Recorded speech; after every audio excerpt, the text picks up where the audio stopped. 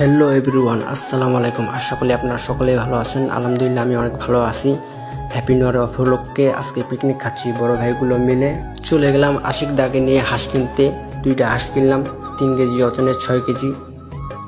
বিসমিল্লাহ করে জবাই দিয়ে দিলাম আক্তার ভাইকে নিয়ে। তখন সুমন ভাইকে বললাম, ভাই আপনিও একটা হাঁস ধরেন।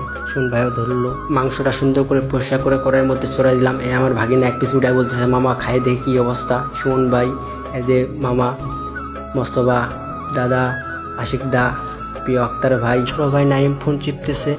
ইয়াসিন ভাগিনা তো মাংসটা সেই স্বাদ পাইছে। মোস্তফা, সোহান দা, নাইম ছোট ভাই, এতে ভাগিনাগুলা খাচ্ছে সুন্দর করে। মাংসটা অসাধারণ হয়েছে। এ পাশে আমাদের জুয়েল ভাই আছে, আশিক দা আছে, দাদা আছে, প্রিয় আক্তার ভাই আছে।